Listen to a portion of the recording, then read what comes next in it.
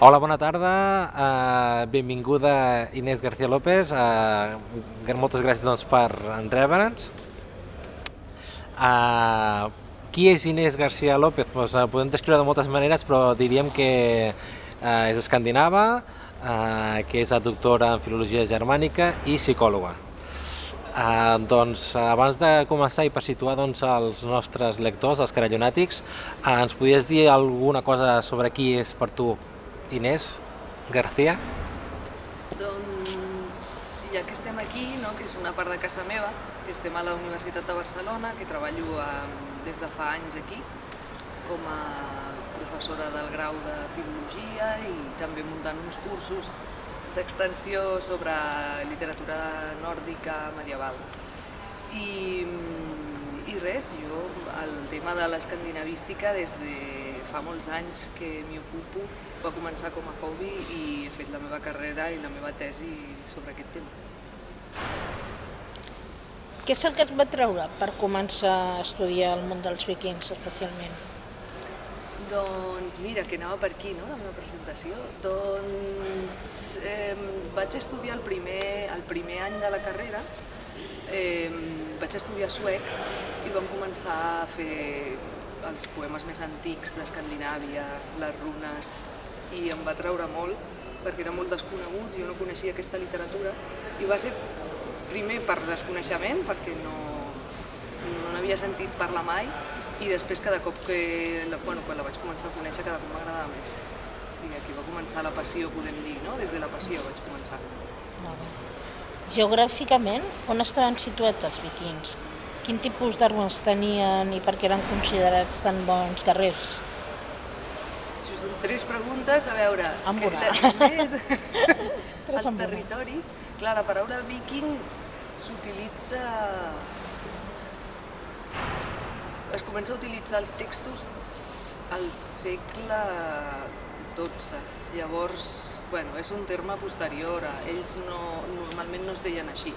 O no ho sabem, perquè no hi ha textos de l'època dels vikings. El terme viking és un terme anglosaxó, o sigui, són els investigadors anglesos que diuen que va haver una època, que és l'època vikinga, que comença al 793, amb l'Indisfarne, amb l'atac a l'Indisfarne, i s'acaba al segle XI, al començament del segle XI. Llavors és un terme posterior, per dir-ho d'alguna manera. Llavors, quins eren els territoris dels vikings? Veient que el terme és un terme prestat, doncs és complicat. Després ells mateixos sí que l'utilitzen en els textos posteriors i ells mateixos es diuen viking, però normalment es deien homes del nord. I els homes del nord serien l'actual Dinamarca, Noruega, Suècia i a partir del segle IX Islàndia també. Quin tipus d'armes utilitzaven? Sobretot l'astral, sobretot, que era l'arma més comú. Sí. A vegades sí que l'espasa arriba més tard, però sobretot l'astral i la llança. Molt bé. Quina herència per part dels vikings ha quedat adoptada avui en dia al món actual? A on? A Escandinàvia o a... En general. En general. En general. Què és el que ha quedat? Jo crec que l'herència que hem rebut ha sigut de la lectura que fan els pintors romàntics, al segle del XVIII, que fan aquests retrats dels vikings amb tota aquesta estètica, les valquíries, Wagner. Jo crec que nosaltres la recepció que tenim dels vikings és a partir del segle XX. Ara sí que amb la sèrie Vikings s'està tornant a anar una mica al que seria el període i com seria els vikings al segle... O sigui, trencant una mica els mites, crec. Molt bé. Quines proves hi ha de que van arribar els vikings a Amèrica? Sí, hi ha proves, hi ha un jaciment a un territori que ells deien Vinland, que ara està a Canadà, i sí que hi ha proves de que van ser allà, i van arribar cap a l'any 1000 i alguna cosa, crec que Leif Erikson va ser, i sí, hi ha proves de que van arribar abans que arribés Colom. Quins tòpics falsos hi ha sobre els vikings? Clar, jo crec que els tòpics falsos tenen a veure amb aquesta lectura que fan els romàntics al segle XVIII, no? I bueno, jo crec que es va voler agafar tot aquest imaginari dels vikings, no? Com bàrbars, no? Com agressius, i s'ha agafat molt aquesta vessant i no s'ha agafat una vessant que també era molt important per ells, que era la de, bueno, que es dedicaven al comerç, que eren pagesos, que això no està dins del nostre imaginari, no? I s'ha agafat només la part dels guerrers. I de fet molts pocs vikings van morir en una batalla, o sigui que és un altre d'aquests mites que també arriba fins ara. Quines costums i organització social tenien? Com eren els ritus funeraris? Això donaria per mitja hora o més. Costums? Jo crec que sobretot era una societat de pagesos, no? Jo crec que això es pot rescatar del dia a dia i de la quotidianitat dels homes del nord. I que de tant en tant sí que havien de saquejar, però com feien molts altres pobles a l'edat mitjana, no? O sigui, això crec que no els diferencia dels altres. La qüestió jo crec que és que molts cops saquejaven relíquies, no? Llavors això era com una cosa terrible i llavors els annals sempre surten com uns bàrbars, no? I dels costums funeraris crec que el que ens ha quedat i crec que ens agrada també veure, no? Són aquests enterraments en vaixell, que eren certs i que es feien sobretot per gent noble, per reis, reines, no? Hi ha un que és molt famós, que no sé si el coneixeu, que té un cap de drac, que és un barc, que és el barc d'Osberg, que està a Oslo, i allà van enterrar una reina. O sigui que eren gastaven bastant en fer un bon enterrament. I els que no podien pagar-se un vaixell sencer per ser enterrats, no? La tomba vaixell, doncs els enterraven al terra, llavors amb pedres simulaven que hi havia un vaixell, no? Que era la versió més barata de l'enterrament vaixell. Hi ha tombes, hi ha extensions, hi ha una illa a Suècia, Birka, que hi ha moltes tombes d'aquest tipus, moltes, no? I a Dinamarca també, o sigui, grans extensions de terra amb tombes vaixell. La sèrie de Vikings, fins a quin punt és fidel als fets reals? Jo crec que és bastant, depèn de quin tema toquem, és bastant fidel.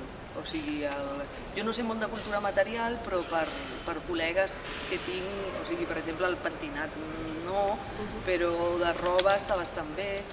Jo conec coses de l'art de la guerra i alguns enfrontaments que estan molt ben fets i molt ben coreografiats i a nivell d'armes també, perquè molts porten destral, que era l'arma més comú, i els fets històrics, clar, ells volen fer un recorregut per tota l'era vikinga.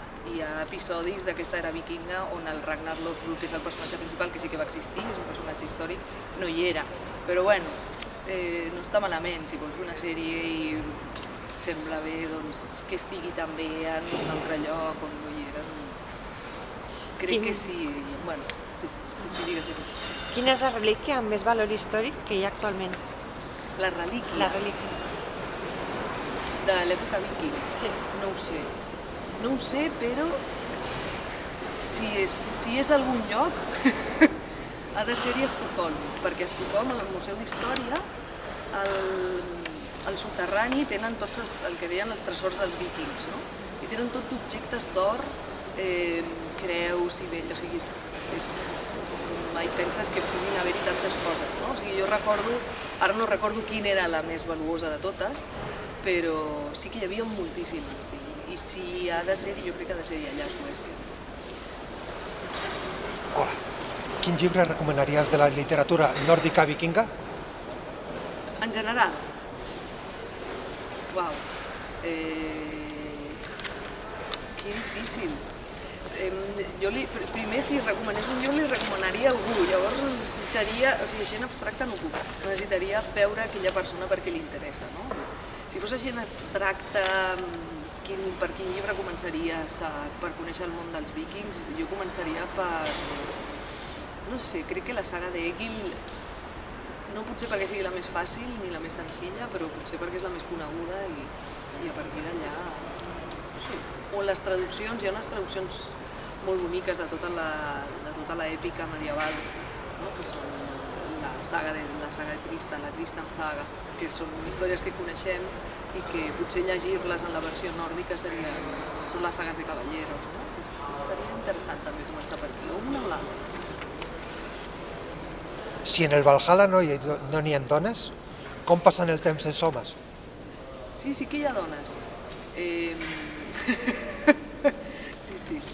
Hi ha unes representacions, teòricament, en pedres rúniques, no? Que hi ha unes dones que porten la beguda als homes, no? Que surten amb uns gots així. No surt explícitament que facin res més, no? Parlant d'entreteniments, però bueno, les valquíries teòricament agafen els homes i els porten allà, o sigui que pot ser que sigui aquesta figura que porta la beguda sigui també una valquíria. Més detalls del que fan al més enllà no en tenim. I un extra. Vinga. Tenen un dubte existencial. Els hipsters són els nous vikings? No.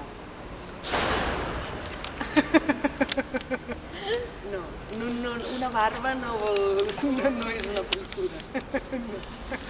Doncs moltíssimes gràcies, Inés. Gràcies a vosaltres, encantada, preguntes molt interessants. I esperem que la gent gaudeixi molt d'aquesta entrevista tant com nosaltres que l'hem fet, i fins la propera.